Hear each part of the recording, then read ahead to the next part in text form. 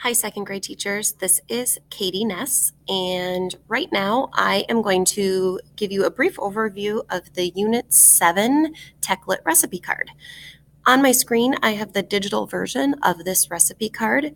This has additional information at the bottom, including links that would be helpful in your success in carrying out this recipe. And oftentimes, I'll even include templates if I've already created something. The digital version of the recipe card can be found at Staff Central under Technology and Elementary Technology. All recipe cards are linked over on the right-hand side by grade. On this site, under the Staff Central Elementary Technology site, you will also see posters, the tech guide, the K through 2 QR code request form, introductions tabs, additional things that may be helpful and useful for you in your classroom. In Unit 7, students are learning more about their habitats and focusing on habitats that are close to home. This TechLit recipe card will focus on using both PebbleGo and Mayan to learn more about insects, spiders, and animals that would be found in your student's own backyard. This recipe card is asking you to create a project in Mayan with books that you've pre-selected that would have Minnesota insects or spiders.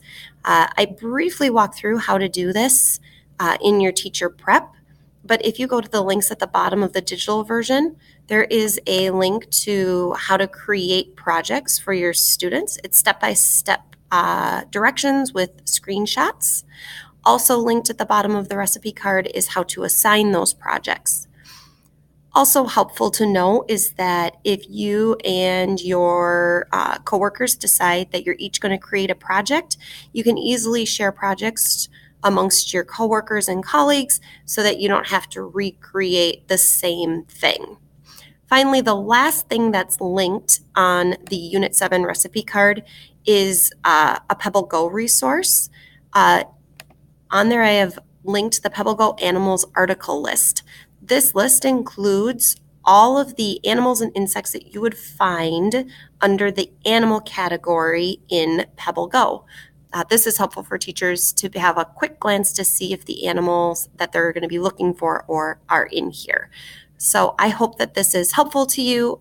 You can always reach out by email if you have any questions to me or your building's DLS.